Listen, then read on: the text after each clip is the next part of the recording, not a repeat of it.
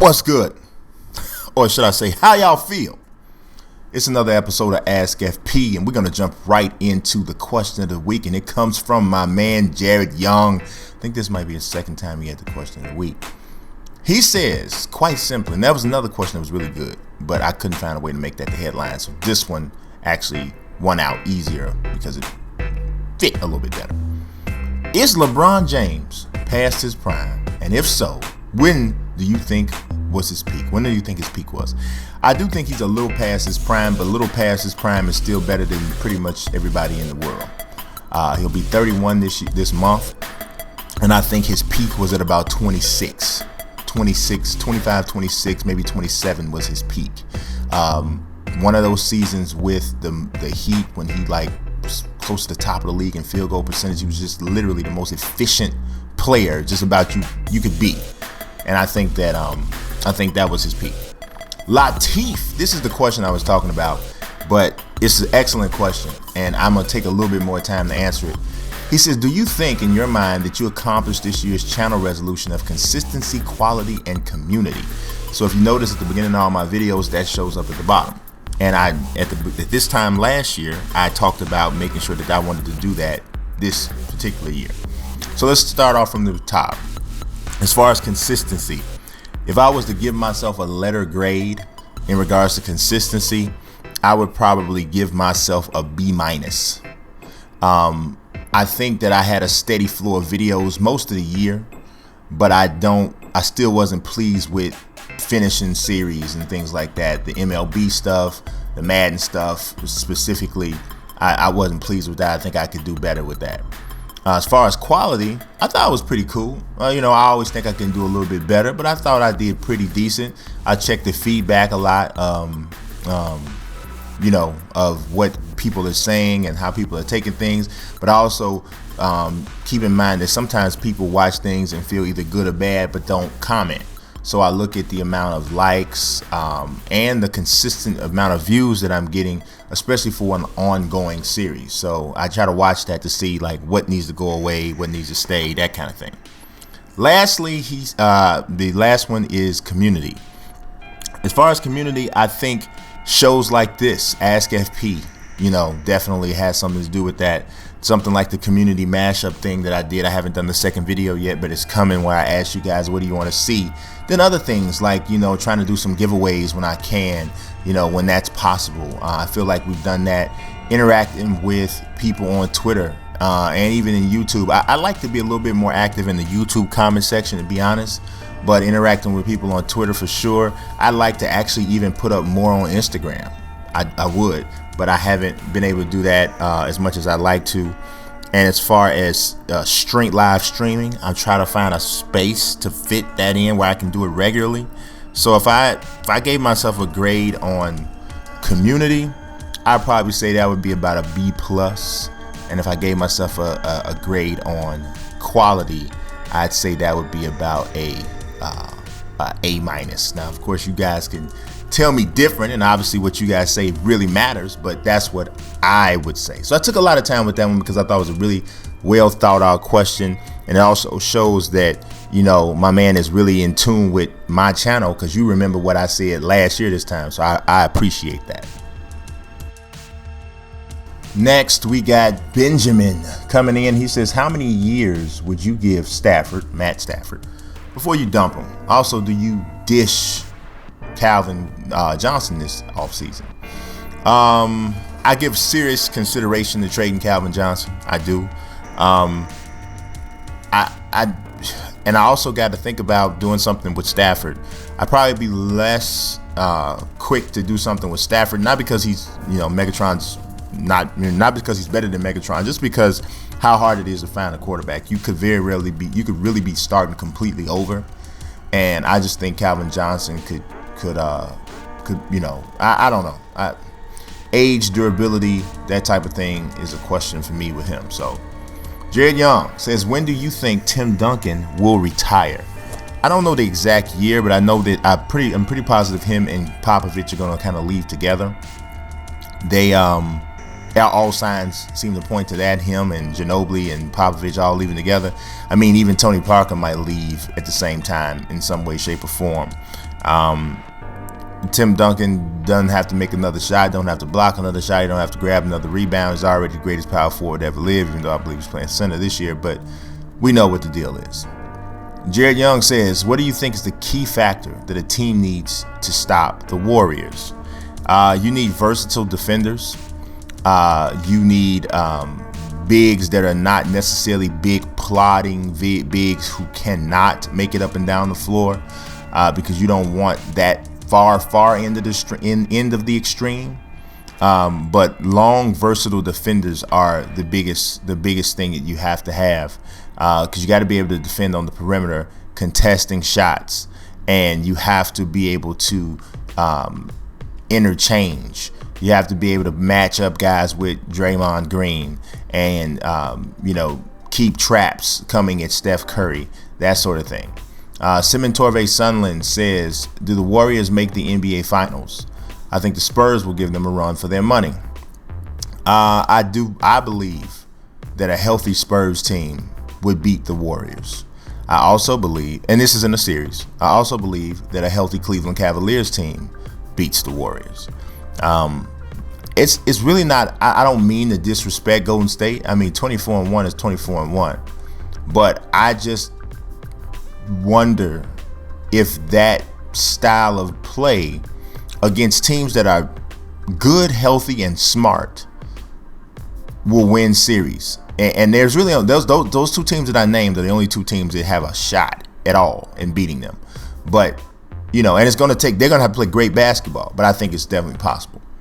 Simon Torvey Sunderland also says, if you coached a team with a bad free throw shooter like DeAndre Jordan, Ian Mahinmi, how much would you have them practicing free throws? All the time, because both of those guys, the other aspects of their game, much of it is built on athleticism and size, which they got every day of the week, all day.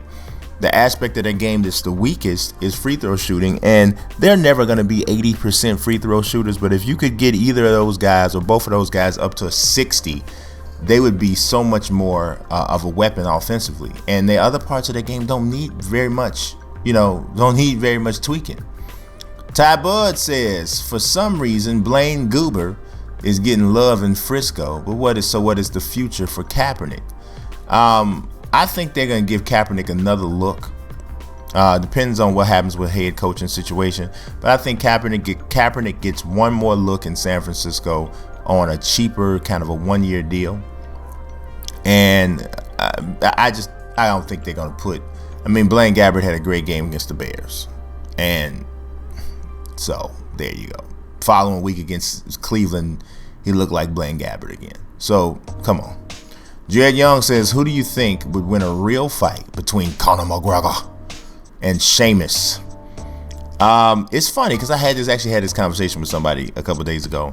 I think if Sheamus gets his hands on Conor McGregor, he's going to snatch the tattoo clean off his chest. The size difference is so immense, and I understand grappling, and even though Conor is not a traditional grappler, but if you are skilled and trained as a grappler, you can take advantage of guys that are bigger. But sometimes when the size and strength advantage is so huge, and we don't know that Sheamus has no clue what to do if somebody grabs him, I think Sheamus snaps him in half, to be honest. Jovan Radvanovic says, what are your starting lineups for the All-Star game? And you're talking about for the NBA All-Star game, I'm sure. I gotta go. Obviously, LeBron. It's probably going to be Carmelo Anthony. In the middle, you're looking at like somebody like possibly Vucevic maybe starting. And I'm talking about like who probably deserves to be there, not who they're going to put there or whatever. Maybe Giannis, and I'm probably forgetting somebody that's obvious. John Wall. And then in the West, I would probably have to go with Blake, Durant, Westbrook. Steph, Westbrook. Yeah, Steph, Westbrook, Blake, Durant, and DeMarcus Cousins. Jovan says, do you think that Popovich was hypocritical with the three-point line comment? I don't. I think he was playing a game with Golden State. He's playing a mental game. He's trying to plant a seed that is going to hopefully give his team an edge of some sort. I think it was just Pop being Pop. He don't have a problem. Maybe he does, maybe he doesn't. But I don't think it's anything to take too seriously. He knows that's the primary weapon of the team that he probably is going to have to go through. Jovan back again. He says, do you think that Popovich should give Boban Marjanovic more minutes and rest Duncan for critical moments in the playoffs? I do think that would be in order, because you're going to need that. You're going to need Boban down the stretch for spot minutes here and there. And if you want to see if you have anything in him in the future, I think this is a good time to play him. The Spurs are dominant defensively, just a dominant team anyway. I think it's a good time to play him. Will Breedlove says, and also you want to give Duncan a blow. He says, should Ben Simmons have been drafted out of high school? Well, Will, I don't know if you know that, that's illegal. Kids, you can't come straight out of high school anymore. So I don't know if you're saying should we still have that rule in place or what. But yeah, players can't come straight out of high school. Obviously, if he could have, he probably would have, and he probably would have been the number one pick. But yeah, that's not allowed anymore. Will Breelove says, could Draymond Green be an all-star this year due to how well he is performing with the Warriors? I think there's no question that he's an all-star.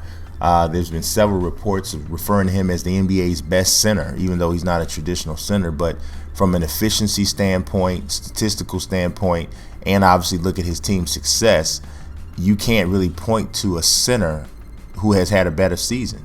So that's really saying something. Yeah, boy says, what's the best kicks of all time? He's talking about shoes, obviously. Well, it's hard to narrow it down to one because it all depends on what you're doing. Are you going to play basketball? Are you just going out someplace? What are you doing? Just on some walk around shoes, period. Air Force Ones are still my favorite. Just that's not to play in, just to walk around. My favorite shoes to play in, I forget the numbers of the Jordans and stuff like that, but there was some Jordans. They had the gray snake skin on the side. They were the first ones Blake Griffin started wearing. Those were my favorite shoes to play in. They were wide enough and cushioned. The little insoles they sold with you, they gave you, were awesome.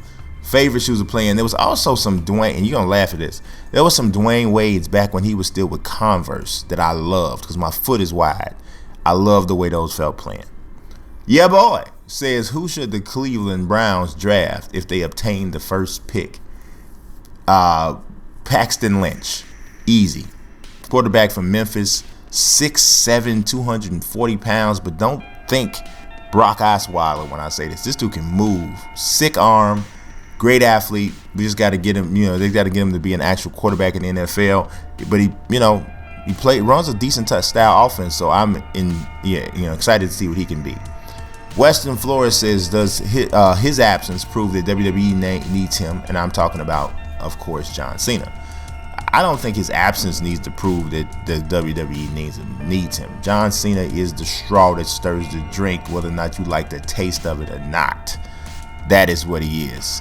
And when you got a guy who is that important and makes that type of an impact, yeah, you need him. And absence don't necessarily need to make the heart grow fonder, only for the people who too blind to see. And I'm done with that. Matt Price says, with 3 games left in the AFC wildcard stacked, do the Cincinnati Bengals still make the playoffs? Absolutely, they're gonna win the division. I mean, I think AJ McCarron is a more than an adequate backup, and I think we're gonna see that especially once he gets a week to prepare with the first team. And they got a 2-game lead. They got to kind of fall apart not to win the division. Like literally, lose all the rest of the games for the most part. And I don't think that's gonna happen. I think they're gonna win the division still. I think they're gonna it might even be a question once the playoffs start. Do you go back to Dalton, who's not gonna be 100%? So that could even be a question by that time. I'm gonna go out on a limb and predict the Bengals 2-1 to finish the last 3 games. Matt Price says, is Mike Tyson a top 5 boxer of all time? He's one of my favorites, but he ain't close to top 5. Not top 5, especially not top 5 boxers. You can narrow the field down a little bit by saying top 5 heavyweights, but I wouldn't put him there either. But he's definitely not top 5 boxers. And I'm going to give you a really brief explanation why. Mike Tyson, as devastating as he was a plan A fighter. And when I say a plan A fighter, that means that he had no plan B. If you were able to come in against him and solve his plan A or have an answer for plan A, he had nothing else, because he wasn't necessarily the smartest in-ring fighter. When you have the greatest fighters can think on their feet and make adjustments mid-fight, that wasn't something Tyson could do, and I can't put somebody like that in the top 5. Matt Price says, have you been able to see Chirac? I have not. I won't pretend that I'm running to the theater or what, Amazon or however you got to watch it. I don't know what's going on with it. I'm not like dead set against it, like I'm not going to see it, but I'm not like, oh my God, I got to get it. I'm not like that either.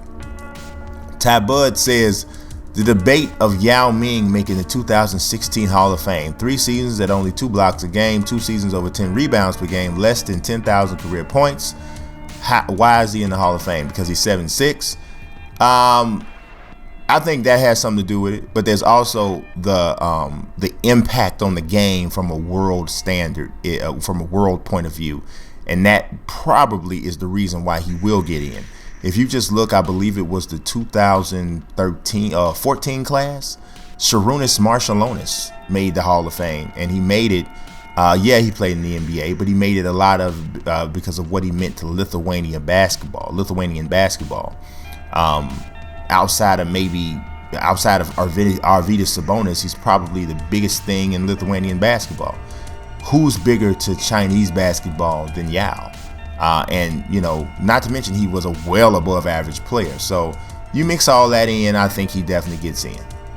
Ty Bud says, Brandon Marshall said that Darrell Revis was the greatest cornerback of all time. Rolling on the floor laughing. I say Deion Sanders. What is your top 10, 10-1? This had a chance to be the number 1 question too. You have to learn not to listen to Brandon Marshall. I mean, Brandon Marshall is one of them dudes who just says a lot of stuff, and everybody that says a lot of stuff don't need to be quoted or taken serious, whatever. I mean, Deion is number 1 clearly to me. I mean, he's not the most well-rounded, but what he did as a cover corner, nobody better. Okay. Number 2 for me would be Charles Woodson. Number 3 would be another Woodson. It would be Rod Woodson. Number 4 would probably be Ty Law. And now I'm talking about people that I actually saw play. So I could go back and start naming some people, Dick Night Train Lane and all that, but I couldn't tell you that I actually saw these people play. So I couldn't, thrust them up there like that. I would put Revis maybe, honestly, at this point, I would probably put Revis 5. I put Revis ahead of Sherman because Revis hasn't played necessarily with a secondary quite on par with Sherman. So I would put, that Sherman 5. I put Sherman 5. I'd put Revis 6. Sherman right after Revis. And I'd have to think really, really deep to go full 10. That would take a lot of really, really deep research, but that would be my top 5. So I appreciate you guys watching. God bless. Peace.